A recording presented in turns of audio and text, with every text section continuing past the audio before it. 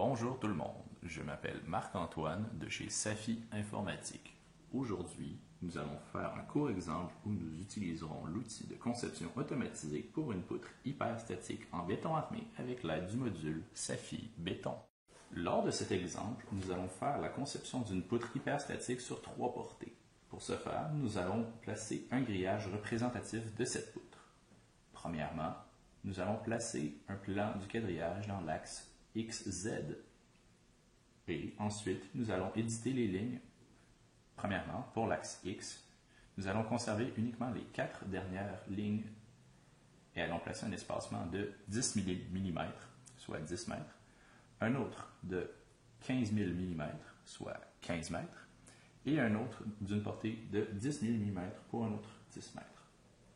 Par la suite, pour la direction Y, puisqu'il s'agit d'un élément linéaire, nous n'avons qu'à conserver une seule ligne.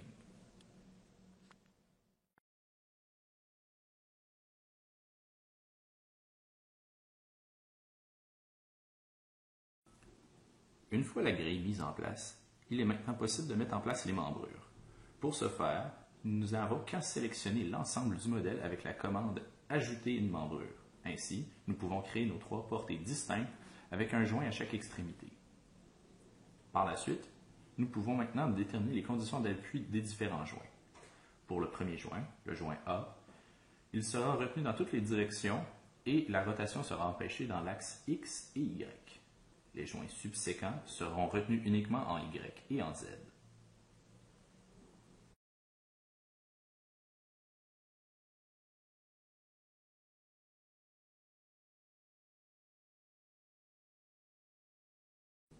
Par la suite, nous allons attribuer une membrure physique à l'ensemble des 3 membrures.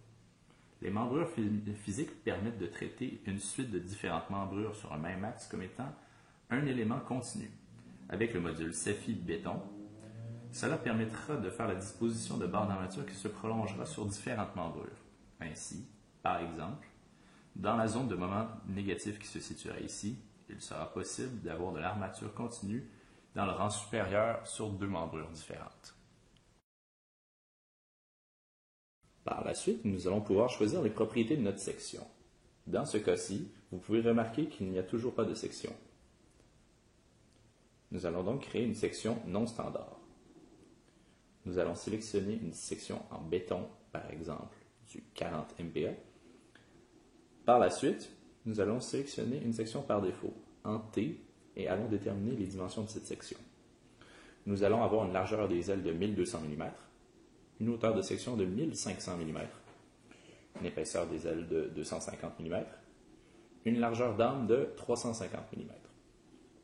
Nous n'utiliserons pas le rayon.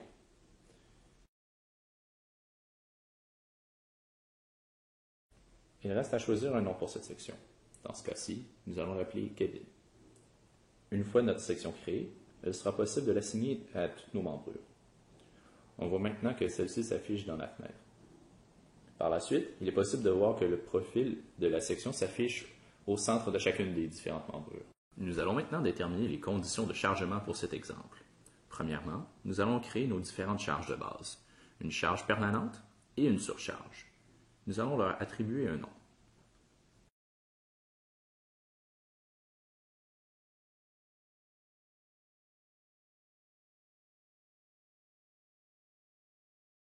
Nous allons ensuite créer les différents cas de chargement avec l'aide de l'assistant de création des charges. Dans cet exemple, nous voulons uniquement travailler avec les états limites à l'ultime. Nous pouvons donc retirer les chargements en cas de service. Les cas seront alors générés selon le code CNBC 2010. On s'assure d'avoir sélectionné les charges permanentes et la surcharge.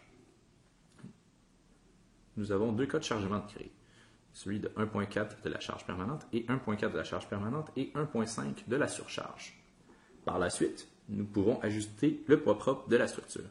Dans ce cas-ci, ce sera fait avec la charge permanente et une orientation gravitaire de Y fixée à -1. On voit alors une flèche qui pointe vers le bas qui représente le poids propre de la poutre dans le sens de la gravité.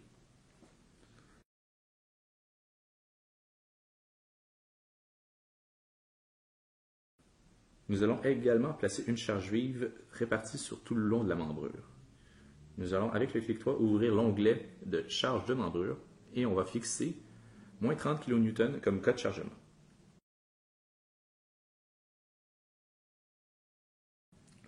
Pour la description du chargement, nous allons indiquer qu'il s'agit d'une parade. Nous avons maintenant créé nos différentes conditions de chargement pour cet exemple. Une fois que nos conditions de chargement et nos combinaisons de charge sont créées, il sera possible de démarrer une analyse. Ici, nous utiliserons une analyse en fonction du CNBC 2010. Dans l'onglet Analyse, nous lancerons une analyse statique linéaire. Une fois l'analyse complétée, il nous sera possible de visualiser les efforts internes. Si l'on regarde le cisaillement sur l'axe Y, nous avons l'effort sur les 3 différentes portées. Nous pouvons également observer nos moments maximum positifs et négatifs sur notre section.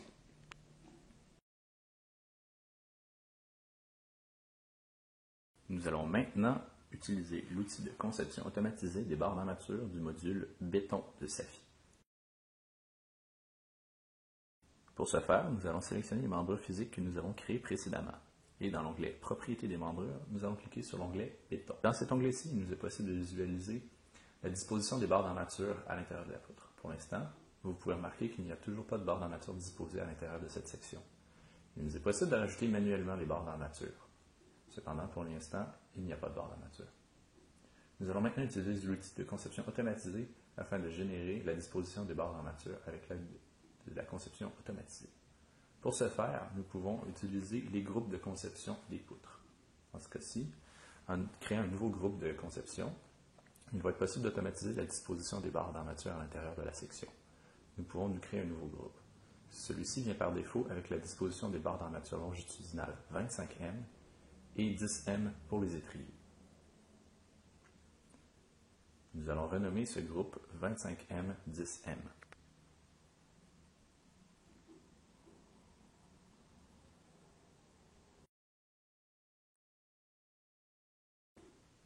Une fois que ce groupe est attribué, nous pouvons l'attribuer à nos membrures et ensuite générer une analyse.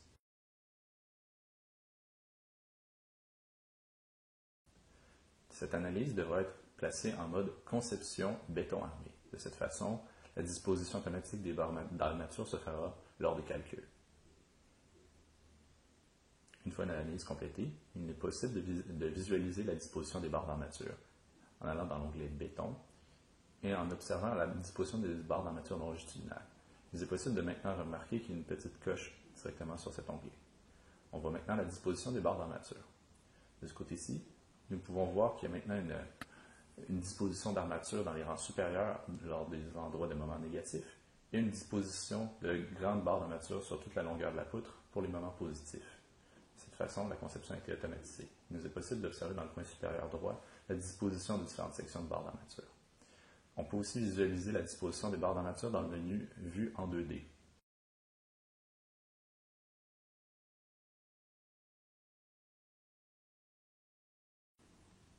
Il existe également une autre option qui est fort intéressante à utiliser pour la conception automatisée des barres d'armature.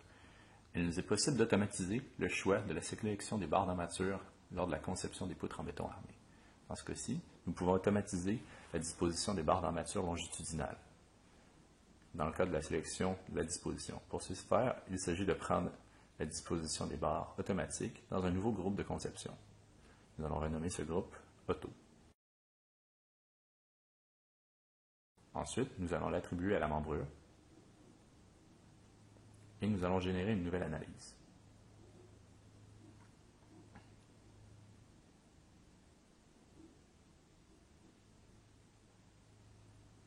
Une fois cette analyse complétée, nous pouvons remarquer que maintenant, la disposition des barres d'armature a changé.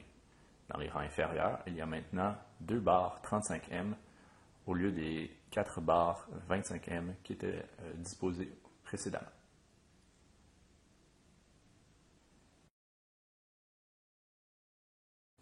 Ainsi, la conception automatisée avec des barres qui vont être choisies directement par le logiciel permet davantage de souplesse dans le logiciel. Nous pouvons également visualiser la disposition des charges et des états limites ultimes à l'intérieur. Maintenant, on peut remarquer que les charges sont au maximum de 93% de l'état limite ultime. Également, il est possible de visualiser les efforts de moment fléchissant et l'enveloppe résistante sur toute la longueur de la propriété de la section. Merci beaucoup et merci de votre attention.